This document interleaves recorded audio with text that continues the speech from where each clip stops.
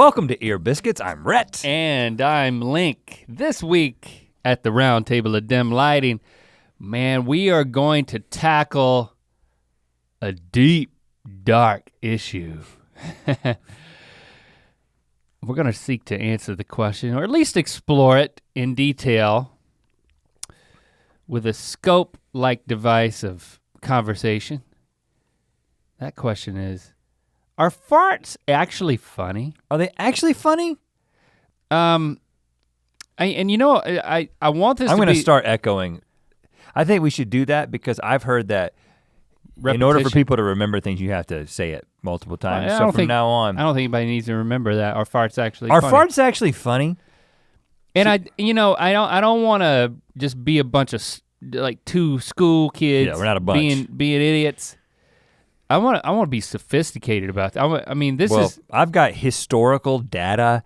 I've got information about the first joke ever recorded. I've got information about the historical attitudes towards farts in media. I'm gonna blow your farting mind. and I have a lot of experience. With farting? Yeah. You know the average person farts 14 times a day, and everyone will deny that it is that many. You said what? 10 to 20? 14, well 10 to 20 is. I read 10 to 20. Yeah, 14 is, is an average. I think I probably farted 14 times just today when we were talking a little bit about farts earlier. Oh, well, a wise man once said, laughter is like farting from your mouth. Yeah, that was you, Link, you're a wise man. A wise man once quoted himself in the third person saying something about farts. Did you notice that as we were talking about this and and looking at the research, that we were standing in our office, Yes. and there was multiple audible farts. Coming from you. Yeah, but it was None from me. none from you today maybe, but I was just getting into the spirit of this whole thing, But then I started realizing that it's typical that that's how it is in our office when no one else is in our office, is that it's an open farting policy. I want to get back to this. Okay. So I don't want to get into it right now because I'm glad that you admitted that you have an issue. An issue? I wanted to explore it. You don't think it's an issue. I had the vegan So you think it's sunset funny. bowl from Grain Lab or whatever it was. When There the was sun there was sets, quinoa the and tides beans, rise. broccoli. All right, so we're gonna get into farting, but it's gonna be sophisticated, it's gonna be adult, and it's gonna be, You just made the word adult sound it's gonna be life-changing. that it was, I don't know what it was. It just made me think more about farts. Okay, but I have to say that I'm having trouble turning, I'm doing the Batman thing that I have to do sometimes. The Batman swivel where the shoulders turn with the nose. Yeah, because I, earlier today, when I was at the gym getting my pump on, It's not a thing. I What hurt you just my, said is not how it's said. I hurt my upper back. Now, as you know, Upper back. I've got lower back issues that I've dealt with on and off, and I have a recurring upper back. Like everybody, I assume, like I know you got like your shoulder thing, and you kind of know when it's about to happen, and you know when it's happened, and it's very specific, and it's in a certain place, and the pain radiates in exactly the same way every time. Well, just as a side note for those of you who don't know, my shoulder There's an ant in my cup. will pop out of socket and then pop right back in. It's like the ligaments got. Did you get it? Yeah. There it is. There. All right, he's flinging it on the floor, and now he's drinking a big gulp of the drink. Without the ant. Okay, go ahead. A residue. Ever since attempting to bench press as a middle schooler, my right shoulder would just pop out and pop back in. But anyway, Very so disconcerting. And now I have issues from how I slept on it. But I've after that. actually, in trying to take care of my body and watch what I'm eating and doing the Pilates, and now I'm going to this. I've been going to the gym and meeting with this personal trainer who's like focusing on like my back health and posture and things. Wealth of knowledge, those personal trainers. I haven't had the upper back issue in quite some time. It's something that would happen even in college. I remember the first time it really happened, and I thought that I was down for the count was when we were watching UFC. We got into watching UFC in college, and we would watch it, and then we would wrestle. And other guys in the dorm room would come in, and there would be like other people would sometimes join in on it. It was very strange now that I think about it. But I was trying to guillotine you. Like I was like a headlock? almost like a suplex kind of thing, but we never really did any real moves. It was just like kind of like grappling, like sparring. But in pulling up, I felt this little snap right in between my shoulder blades, just to the right of my spine. And that was when I thought that I wasn't gonna be able to make it to class the next day. Oh. Because it hurt so bad. It's not nearly that bad, but I was not doing a pull-up. I was doing something short of a pull-up. So you're saying that's when your upper back injury originated? I've had the upper and the lower back since like high school, college. Oh, I didn't know you had an upper back thing, but go ahead. It's this sharp pain. Anyway, and then when I get it, turning both ways causes this really sharp pain in the middle, which is much better because I've been like, you see me massaging myself all day? You didn't offer to help, by the way. Somebody's got to do it. I've been sitting here massaging myself. But I was doing a pull-up, but not a pull-up. It's just, the exercise was just jump up and hold yourself up like you're doing a pull-up. Mm-hmm. And hold it for 5 seconds and let yourself down gently. And then like a reverse chin up. The third, chin down. The third one, felt the snap. And I was like, oh, no. Thanos. And then I'm like an old man at that point, and I'm like, I don't know what else I can do. Oh, was the trainer there? Yeah. And then I'm like, also my knee's kind of hurting, and my lower back was already hurting from earlier. And I was just like, I think I should just quit today. And did you? Well, she ended up like giving me some modified things just to fill the time, and she had to make that money. I ended up being. She's like, I know you're decrepit and you're falling apart here, but I gotta get that money. Ultimately, what I'm saying is if you see me touching myself during this podcast, it's just because I'm trying to comfort my own spine, and I'm gonna be fine, don't worry about me. Your sympathy is appreciated. But when I turn to you like this, I might use the swivel in the chair, and it's just because this hurts more than normal. I don't mean to look at you with a blank, unempathetic stare, but that's I just can't conjure up anything else right now. I think somehow this is, you deserved this, and do you know, I didn't want to say that out loud. Do you know what would be a great superpower? A great superpower would be able to snap your fingers and make someone else feel exactly what you're feeling. Oh. And so I could be like, and then you'd be like, and that's I'm gonna take it back now. Well, speaking of Thanos, I mean, perfect empathy. We'd be like a USB port. There is like the empath superhero in Guardians, but she can feel your pain. She can't make you feel her pain. That's pretty self-centered. You keep saying Thanos. I said Thanos earlier, and then I said speaking of Thanos later. Oh. I'm talking in the Marvel universe. What is that superhero's name? She's the one with the antenna and the big eyes. Oh, and the weird bald head thing? Oh no, yes, oh. Yeah. Part of the crew, she's like pink-ish, yeah. She was on Thanos' head, man. Yeah. You remember Thanos? I spoke of him You keep a couple speaking of of Thanos. The snap, you said the snap earlier. I get it. I am really sore myself. Oh, really? But I have not sustained an injury because in my gym experience yesterday morning, I had to do some pull-ups. Oh, real pull-ups. Oh my gosh. Man, if you haven't done pull-ups, if you want to get sore, do a bunch of pull-ups having not done pull-ups for like a couple of years. And it'll just ransack you, man.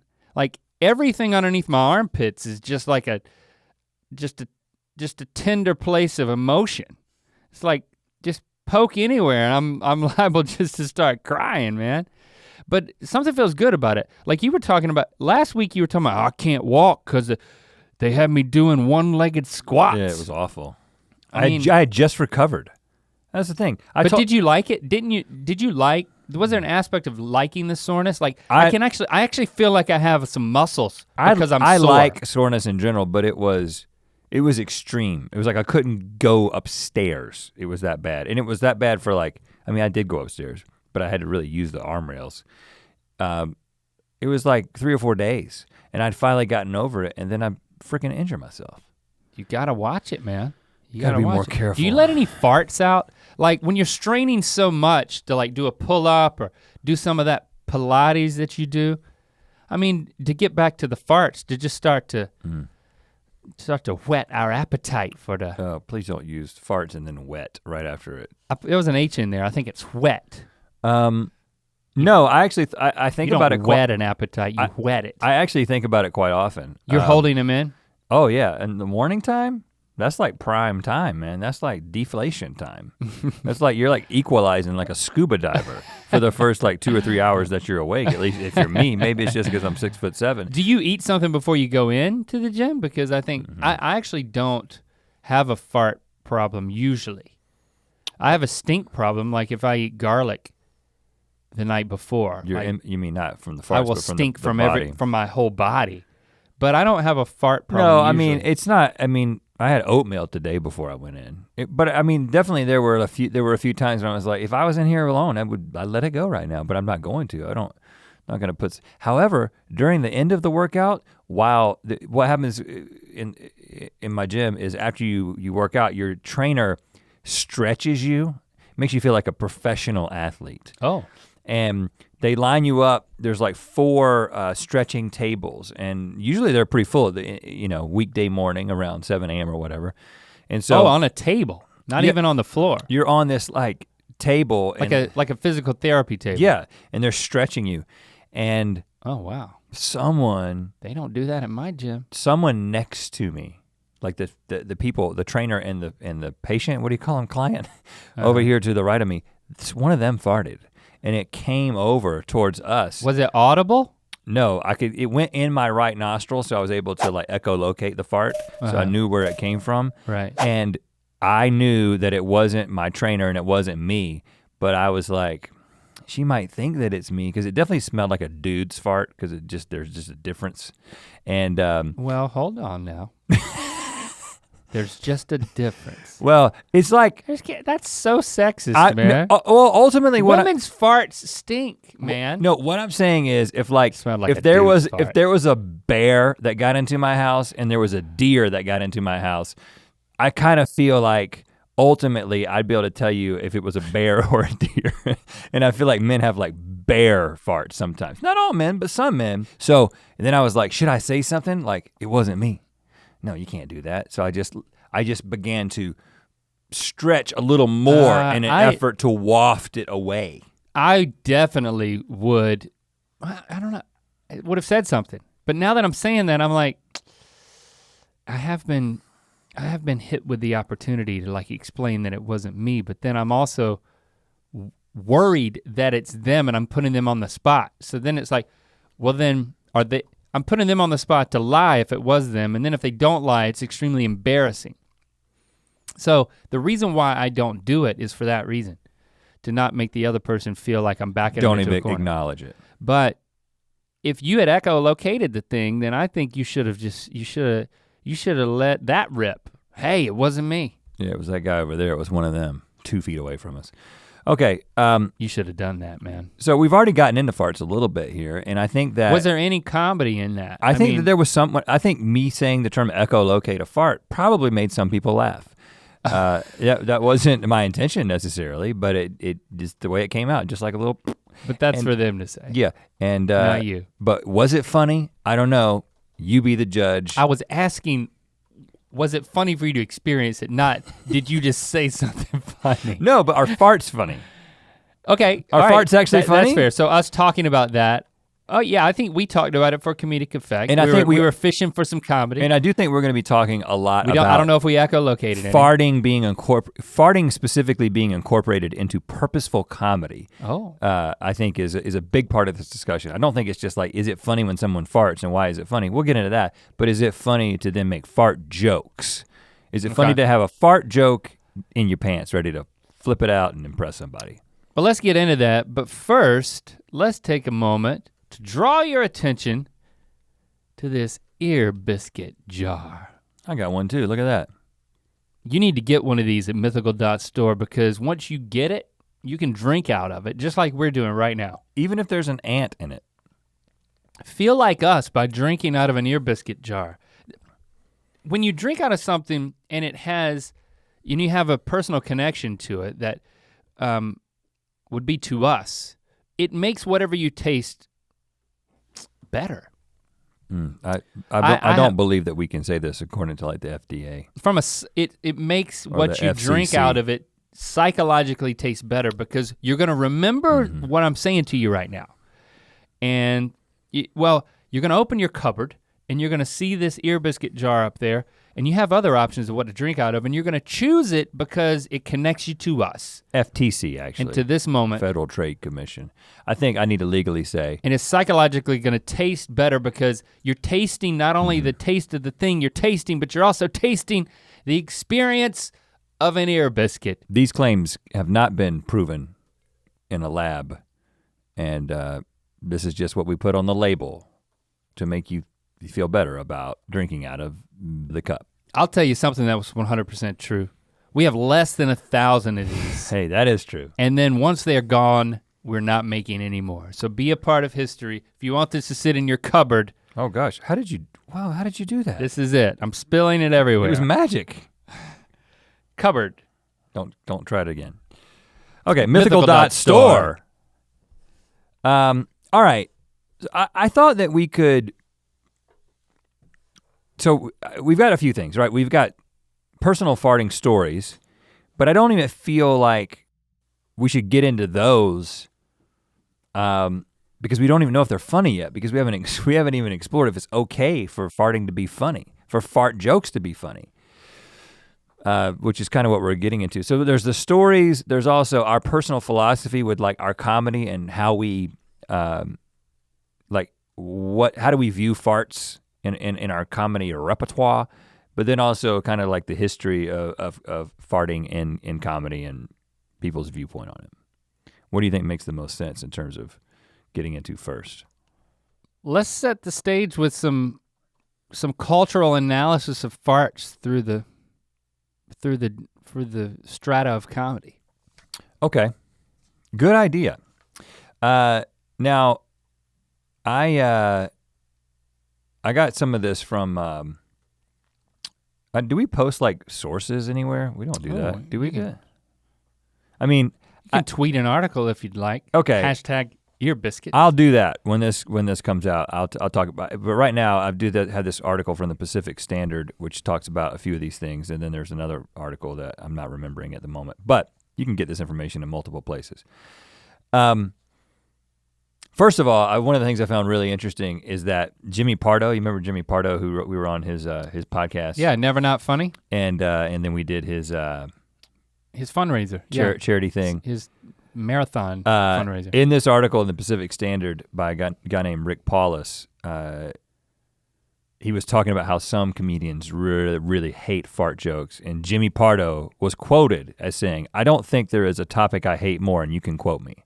He's like really, really adamantly against fart jokes. Really? And you know who's also just against bathroom humor in general is Jimmy Fallon, another Jimmy. Maybe if you're Jimmy, well, there's a new theory. You don't like bathroom humor. But my dad's name is Jimmy and he'll fart up a storm. But does he make jokes about it or does he do it for comedic effect? Both, so it doesn't hold true, bad theory.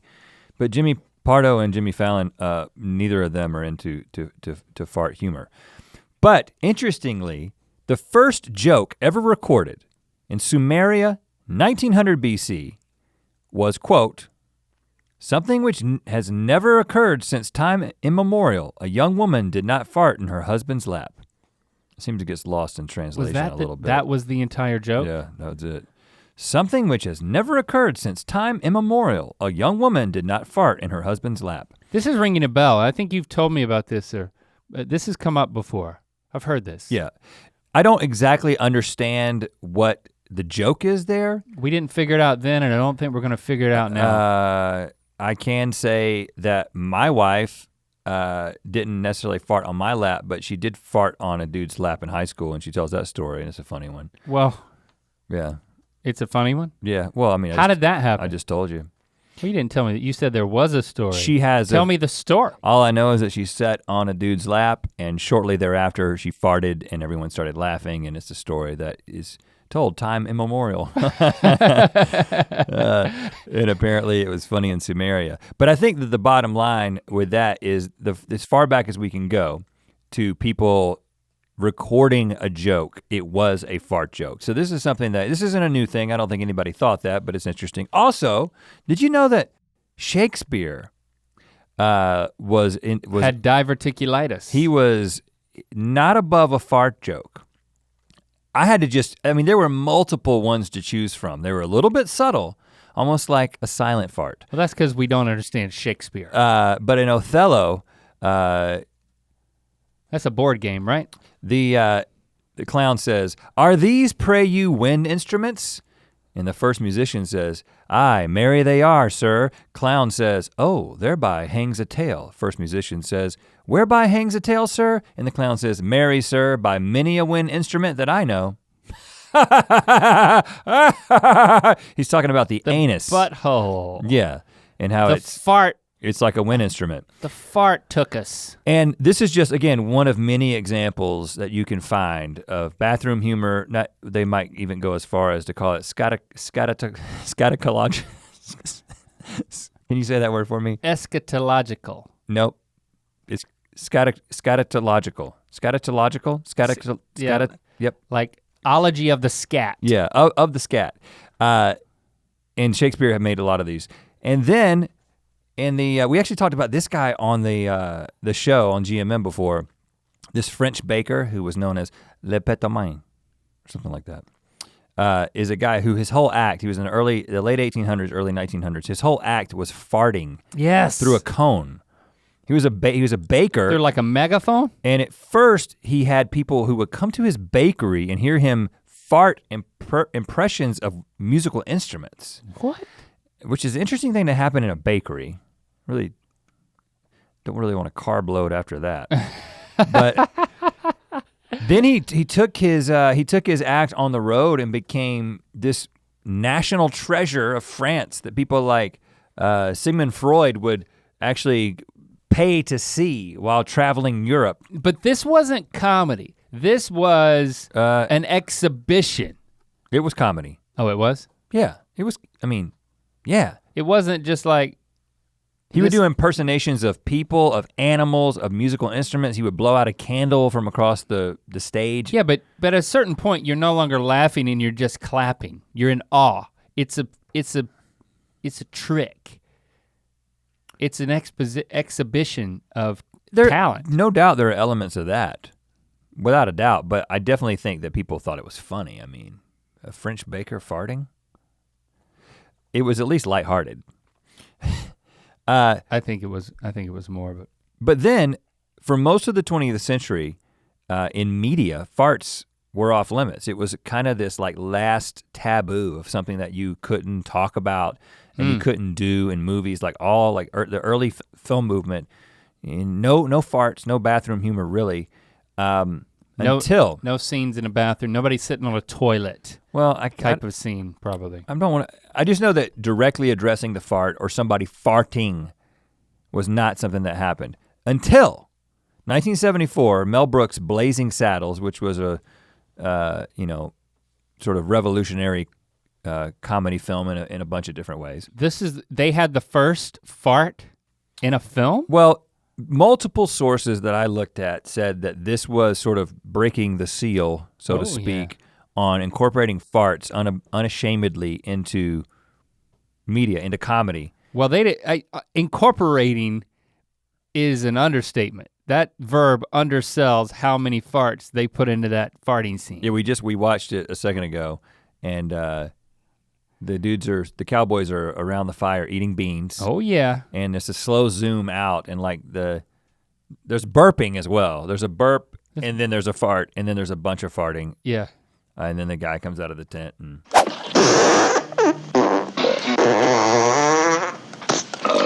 You probably won't find it funny just because it hasn't translated very well, at least that particular scene. But it was revolutionary in the sense that it was like Mel Brooks was taking a chance and saying, I'm gonna do it. We're gonna have all these actors fart And you know what it makes me think of, just to flash forward in time a little bit, in terms of great points of flatulence in cinema. I think about that freaking Eddie Murphy movie where he plays all the different characters at the dinner table. Nutty Professor. Nutty Professor, and is it his mom or his dad, or does the whole family start farting?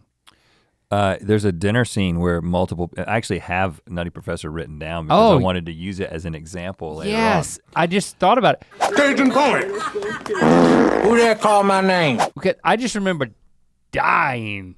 That was so funny, man, because one fart will catch you off guard. I mean, and that checks the box of a certain type of comedy, which is surprise. You take somebody by surprise, you add a little embarrassment into the mix, especially, and then all of a sudden you're laughing. But then I remember with that scene, it just kept happening. They just kept farting. And I just remember belly laughing, like I couldn't stop. It was so funny. The first time. Of course. Watching it again, would you laugh in that way?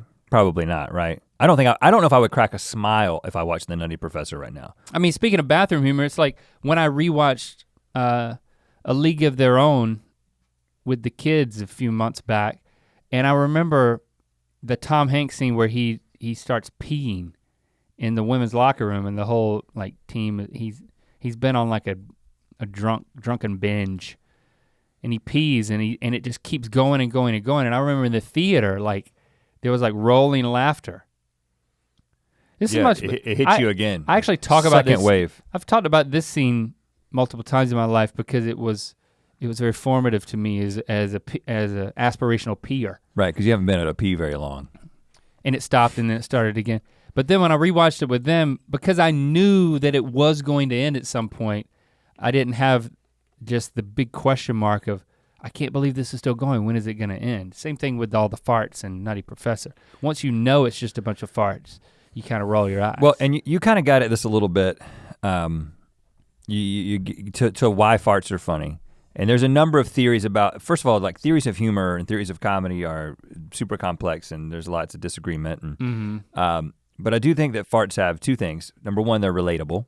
So there's a relatability to farts that's across all cultures, all times, because everyone's got to get rid of the gas in their butt at some point. It's kind of, it's like the gross version of saying everybody puts their pants on one leg at a time.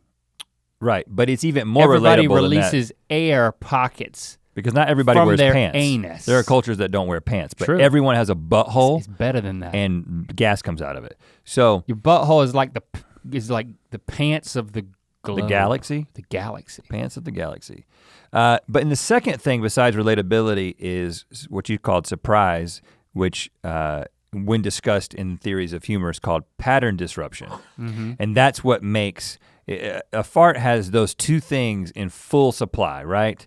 Not just the gas, but it's got the relatability, then it's got the pattern disruption that causes this sense of surprise, which elicits laughter. And we don't know exactly, but it's just, that's why when you put a fart into church, that'll go over like a fart in church, the old euphemism goes. When you put a fart into something that humans have dressed it up to be formal and to have a certain level of expectations, that we're not all thinking about each other's buttholes at the time. Like we're doing the least think about each other's buttholes thing that we can come up with, like be in church. Yeah. Or we're at a newscast or a formal dinner or something like that. And then all of a sudden, somebody farts. There's no question as to what it is. You don't have to speak any particular language to know that was a fart. That came from that dude's butt.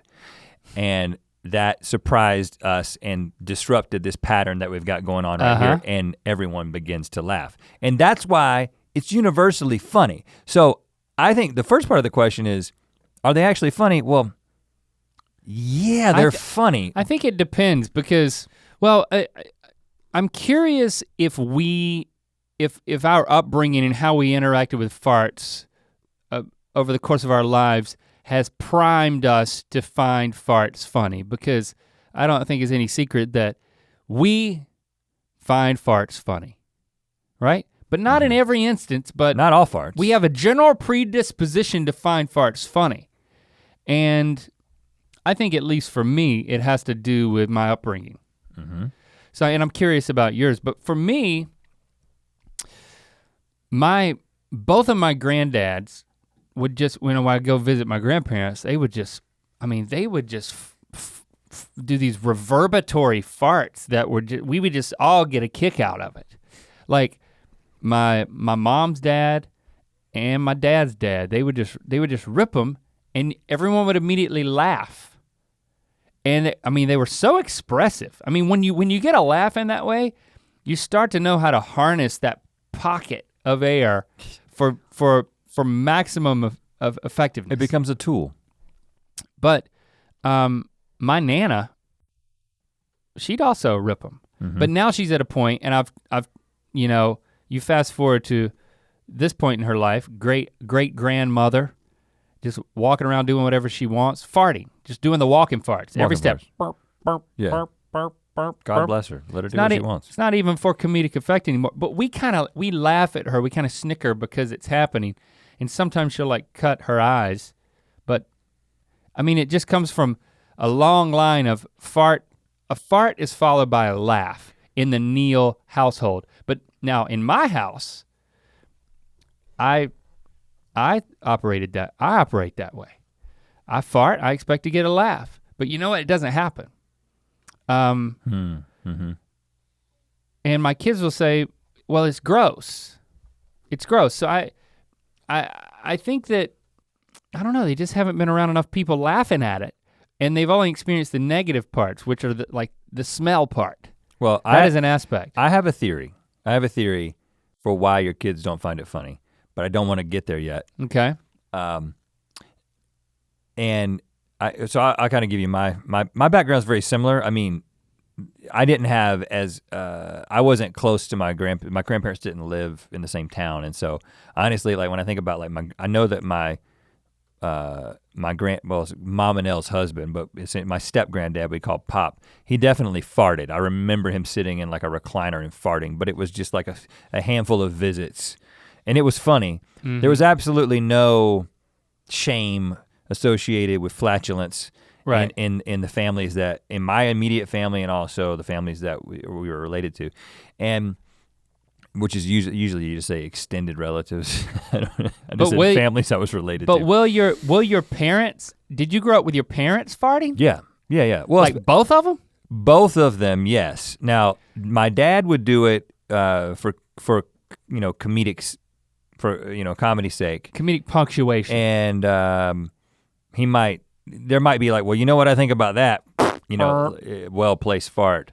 With my mom, I think it might have been like, it wasn't always on purpose, but when it was immediately acknowledged and diffused with a laugh. So we weren't one of those families that was ashamed of farts, unless it felt like more than a fart happened. There was certainly a glass ceiling. If a shart happens, oh gosh. At that point there's some shame involved, and it's still very funny. Yeah. But it's a different kind of laugh. I think there was a glass ceiling for my mom. It's the men in my life, it seems like they would like hold them for the perfect moment and just like let them rip, just force it out in the most reverberatory way. But I don't think the women were expected to do that, which is a shame. Right, there's a double standard. So for them, you'd laugh at them because something slipped out. But the men, it was like, good Lord, what have you done? I mean, we were staying, a few Christmases ago, we spent the night at my dad's house, and all the kids slept in the sunroom, which is like at the back door.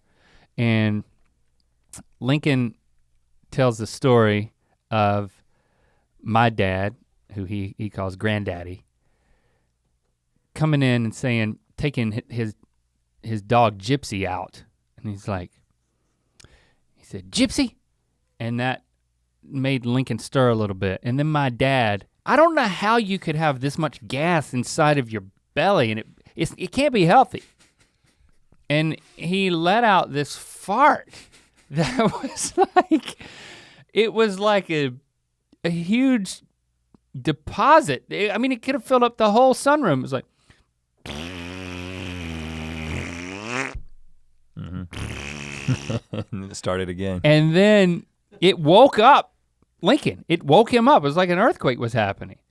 And and my dad said, Gypsy! And then he let out the fart and then he was like, good Lord.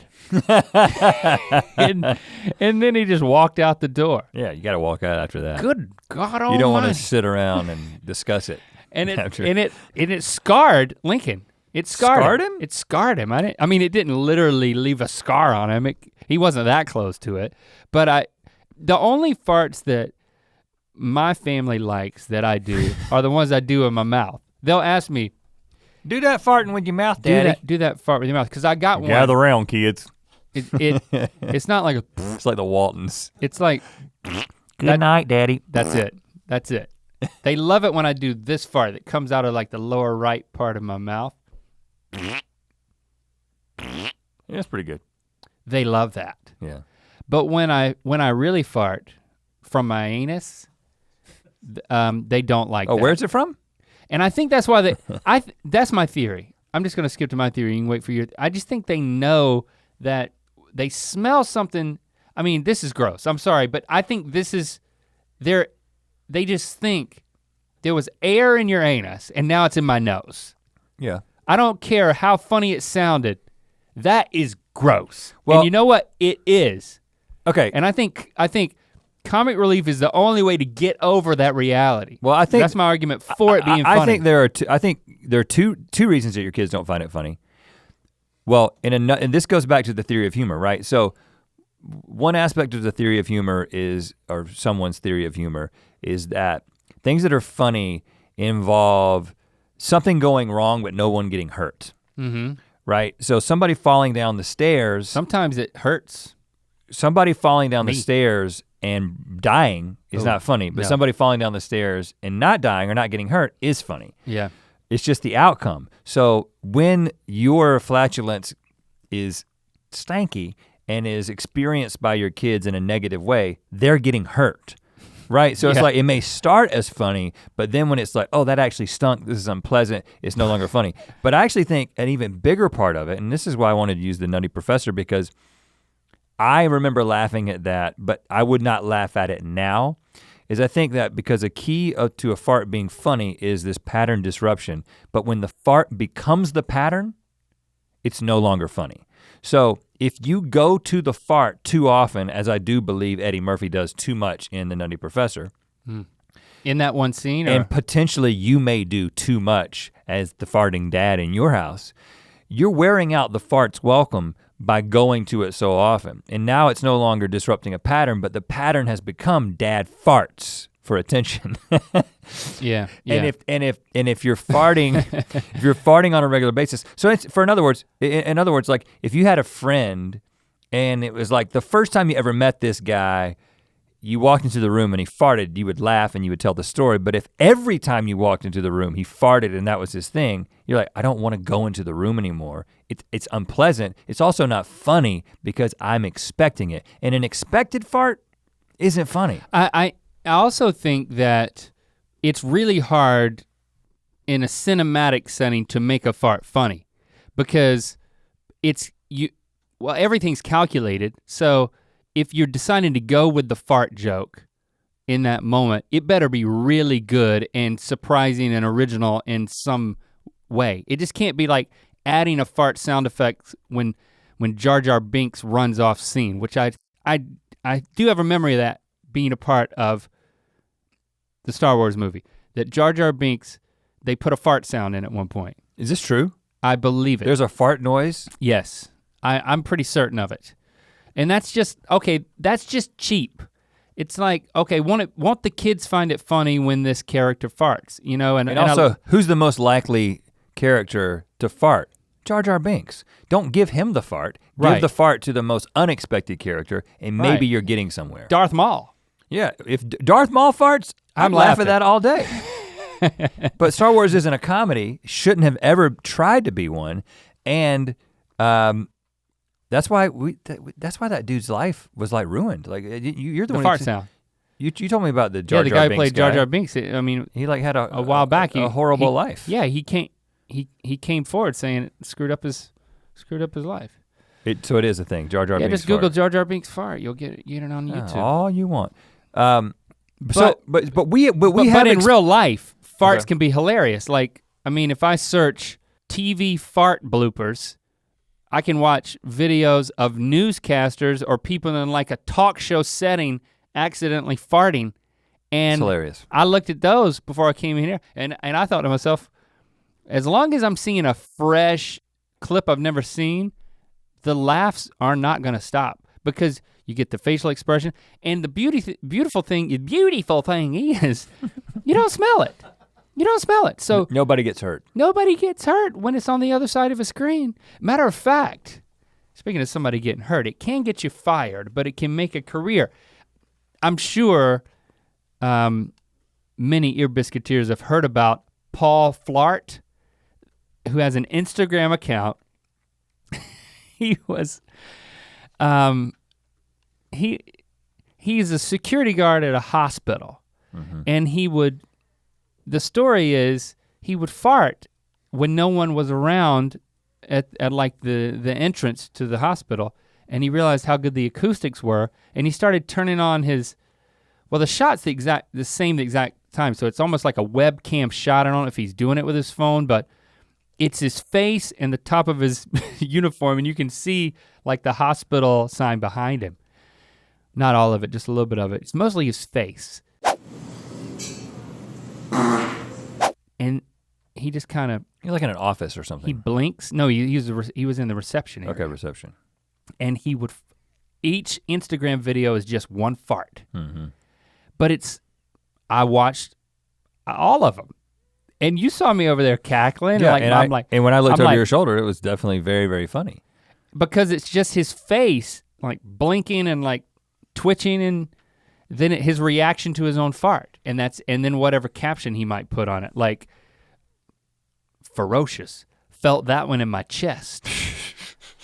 Anyways, he starts getting big on the internet. People put compilations on YouTube and whatnot. He's got 74,000 followers on Instagram as of this recording, but that was plenty to get him fired. Oh, wow. Which he then live streamed as it was happening. Getting fired? Getting kicked out of the hospital, yeah. So now he's trying to make a living. As a farter? As a farter. He's got a Patreon. You give him $5 and I got fired. You're really paying me to fart. Thank you. That's what it says, $5 a month, or you can give him $1. It seems like he could still get a job somewhere, so a place, like a glue factory. We actually knew a guy. Oh, because of the stink. Who worked at a glue factory, which just smells absolutely horrible because of the things that go into glue. And he said that the best thing about it was if you had one that you knew wasn't gonna make any noise, you were in a boardroom and people were just constantly letting them fly because it was masked by this. I think that he needs to be a security guard at a glue factory, and then it's the best of both worlds and everybody's happy. I mean, if you're in a plane and all of a sudden someone like sawed a log, that sounds like a snore, but yeah. I was trying to come up with a fart euphemism. I don't find that funny. Because the pain thing, you're exactly right about that. Because we're trapped with you in that place. But a video of you not on that plane, watching other people on that plane, you would laugh at it, even if you felt bad for the people. Remember Tommy G? The story we tell, he was sitting, I don't want to say his last name anymore. G, starts with a G though. Sitting on the front row of Miss Ennis's history class. I was sitting in the middle, you're sitting somewhere over to the side. All of a sudden you hear a fart. And it was so loud and so long that everyone in the class had a chance to stop what they were doing. Miss Ennis stopped talking and everybody turned and locked on him and echolocated it directly to the one seat, the one butthole that was emanating this fart. Tommy G. It was like when an earthquake lasts so long that you can start to try to keep things from falling over. That's what was happening in the room. It was like a game of Marco Polo, except the person just holds out polo until you touch them. It's like, it's just so easy to figure out where they're at. Polo. And you know what? No one was laughing in the moment, but because it was it was unbelievable. But then as soon as it ended, it was like, the room didn't erupt out of reverence for, I mean, that would have been cruel, but we laughed about it a lot later. Well, but Miss Ennis actually addressed him after he did it. Good gosh. She said something like, well, Tommy. Like, because she knew too. Yeah, I mean, you gotta say something. I felt bad. You gotta have a back pocket line for that, because this is a serious thing. How brutal kids can be. You gotta have a back pocket line, like while that fart's coming out and you're like, oh no, they're gonna echolocate, they're gonna know it's me. Yeah. You gotta stand up and bow. You can't let your face get red. You gotta stand up, you gotta bow, you gotta own it, and people will be telling that story forever. Kids are mean, ruthless. So do you fart, how do farts go over in your house now? Well. They get a laugh? I feel like, again, not to continue the sexist commentary, but I've got two boys, and at least in my experience, they tend to be a little bit more fart friendly. And so there's just there's a shaking of the head of my wife. And she's not uptight about it at all. There's no like, we didn't have like a no fart policy. There are many relationships where there's a no fart policy, but we don't have that in our relationship. But pretty much any fart in any context gets a laugh, and there's no like, oh, come on, Dad situation. So thus far, that's the experience. But I also, based on what you're telling me, I don't feel like I'm doing it as much as you. Or that yours aren't as potent and stinky as mine are. I have noticed that you do often smell like something has died inside of you. I will say that. Okay. I don't know. I'll take that note. I don't know.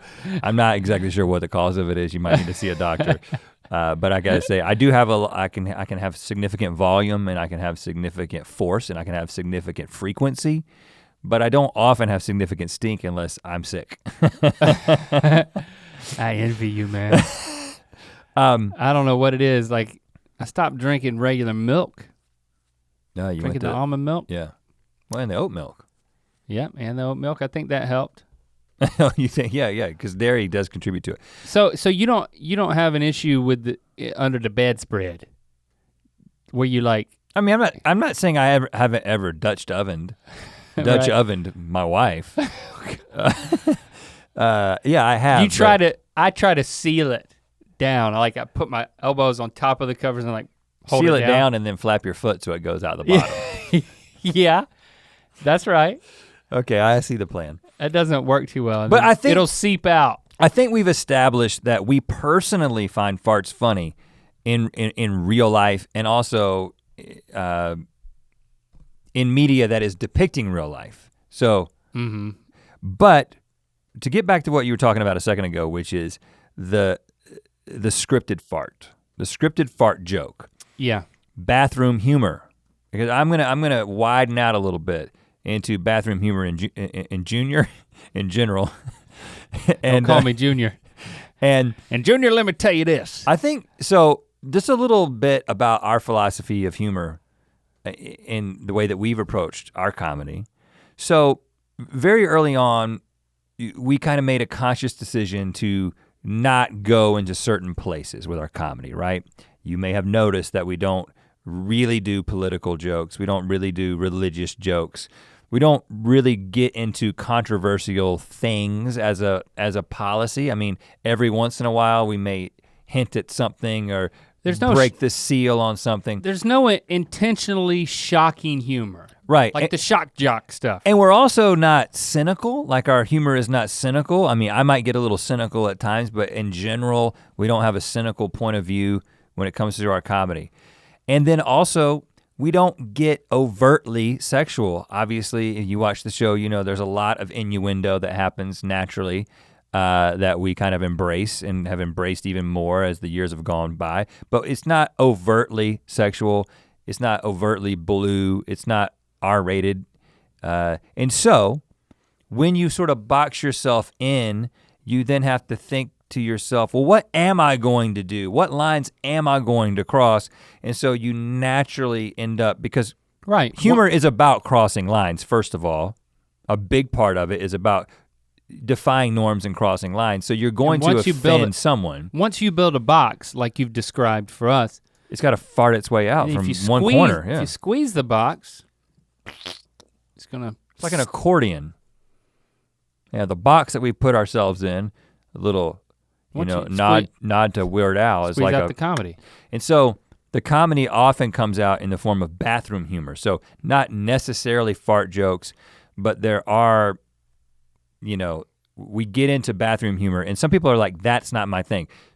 I wonder sometimes when people are like, I'm not into bathroom humor, I'm not into blue stuff, I'm not into sexual humor, I'm not into religious humor, I'm not into political humor. I begin to wonder, well, what makes you laugh? I don't know, where else do you go? I mean, we do have other stuff in our. Yeah. No, I don't necessarily. There's some people who are like, I don't like bathroom humor. I'm grossed out by it, and I never find it funny.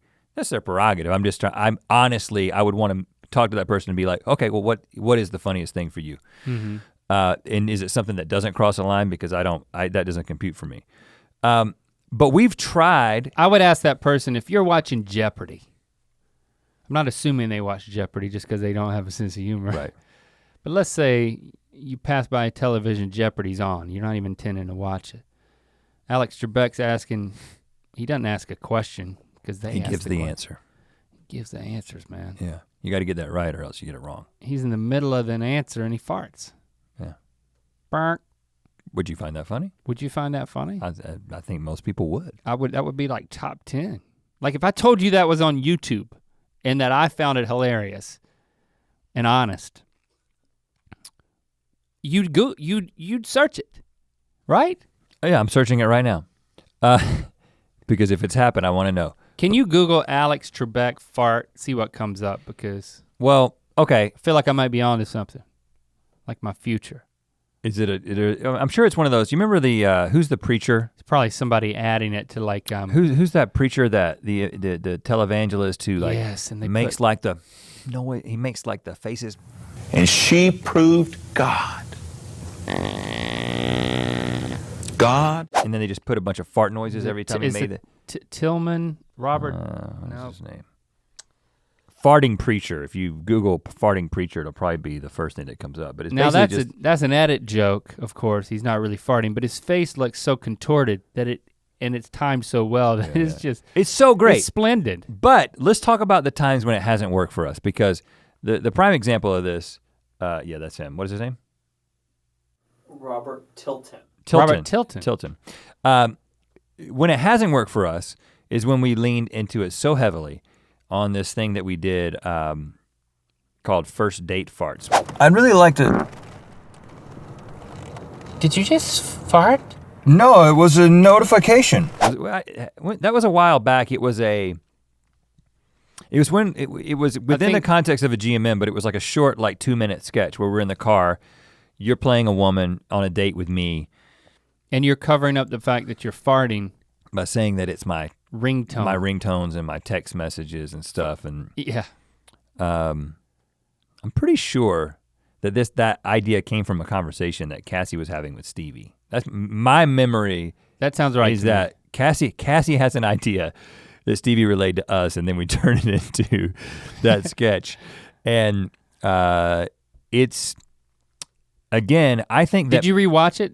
I did. It doesn't work? It was, I don't know. I don't like leaning into it that much because that's when I believe that you are getting into a place where the surprise is taken out of it. Yeah. That's my best assessment of that, is that when you get that joke and then you just run it into the ground and that's the whole sketch, the pattern disruption element is gone because the pattern becomes, the fart becomes the pattern.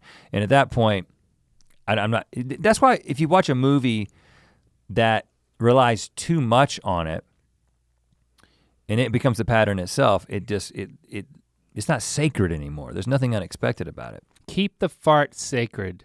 It can be cheapened, but we can reclaim that.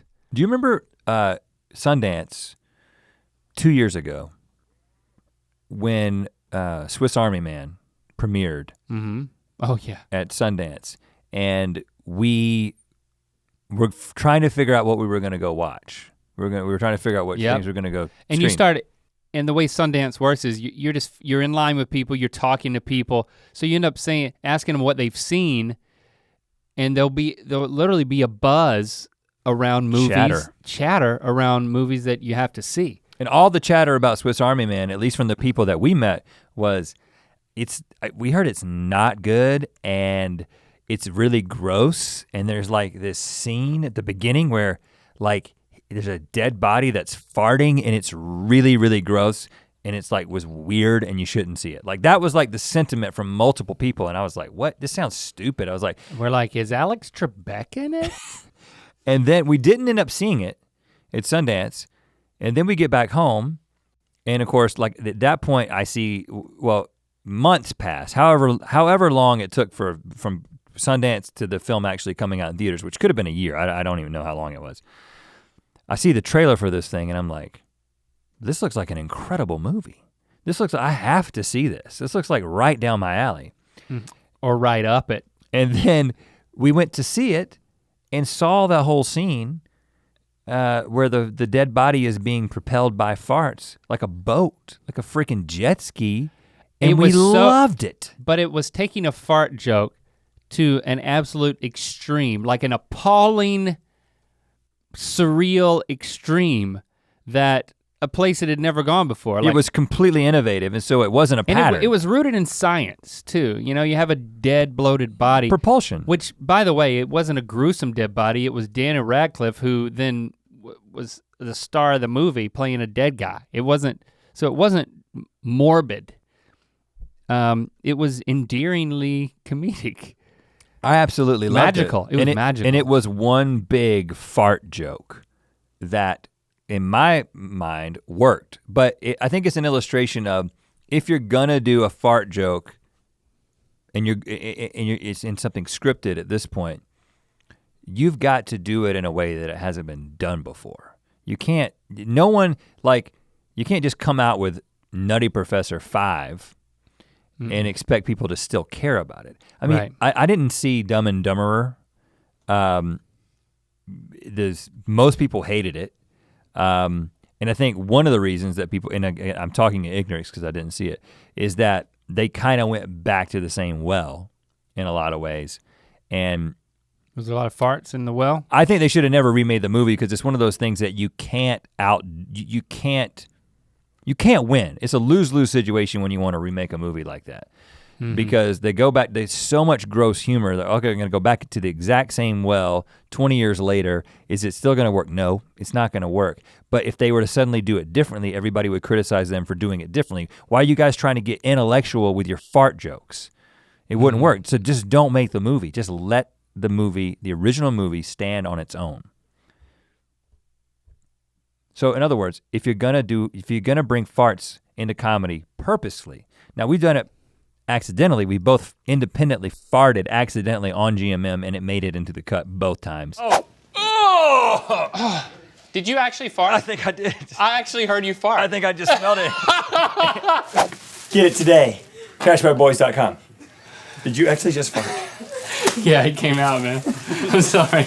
Yeah, because that really worked. That was funny. But if you're gonna do it on purpose, you're gonna write a fart into something, you better do it right. Yeah, it's like threading a needle. If that needle, I don't like to think about needles. The eye of the needle were your sphincter and the the fart joke was I don't know, the enema. Wow. Did I lose the analogy? Does it matter? A little bit, but I think we all know what you mean. So our position on are farts actually funny seems to be, yes, they are intrinsically funny for all the reasons that we covered, but it is the context of the fart that determines whether or not it wears its welcome out. Now, I have a decision to make at this point. Okay. Because I've worked one up. Oh gosh. And I'm like, if I just, of course I'm probably, by talking about it, I'm probably spoiled it. I didn't work it up.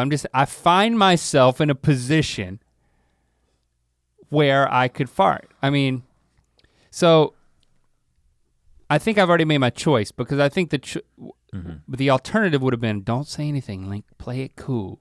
And then at the very end, as we're ending this episode, I could just punctuate my last sentence with a fart and get your honest reaction. Okay. But I guess it's too late for that now that I've. I mean, I don't know. It depends on where you work it in. Well, I'm not working it in right here because you expect it. I can't be looking at you when it happens. It needs to be able to turn my head like Tommy G, and I need to be able to locate you and where it came from. I'm not gonna do it, but Well, Leslie Nielsen of Naked Gun fame, and a lot of other things before that, who died in 2010, had written as his epitaph. epitaph. Epitaph? I don't know. Gravestone engraving. Let her rip, because he was so. The fart joke was his thing, and he had like a fart machine that he had with him at all times. And there's actually a clip that we were watching earlier that I don't know if it was a real fart or if it was the fart machine, but he's like being interviewed on Australian TV, and he just let it rip. He just lets it rip in the middle. He's It was talking subtle. about comedy, and he pauses at a certain time, and just this fart noise comes, and people don't know how to interact. He moves right along. He was a genius at doing that. Because you didn't know. You're getting into some. You didn't know if it was gonna. Epitaph. Yeah, I know. Did I say that? Yeah. Okay. You didn't know how they were gonna respond, so he wasn't making a joke. He was pulling a prank on them, and the joke would be how they respond. Right. And so. But he died like he lived. He let it rip. Yeah. If you've got a fart. I don't know how he died. I think he died of pneumonia. Oh. Which is like not funny at all. Oh. You know what I'm saying? It's like the least funny way to die. I don't know. Maybe it was a funny pneumonia. I'm sure he had a sense of humor in it. Wow. What I'm ultimately saying is, if you start talking about potentially laying a fart into your conversation, you're standing on the shoulders of giants. Which is a perfect place to let it rip, actually. Yeah. So, I mean, I'm totally fine with just waiting it out and seeing what happens.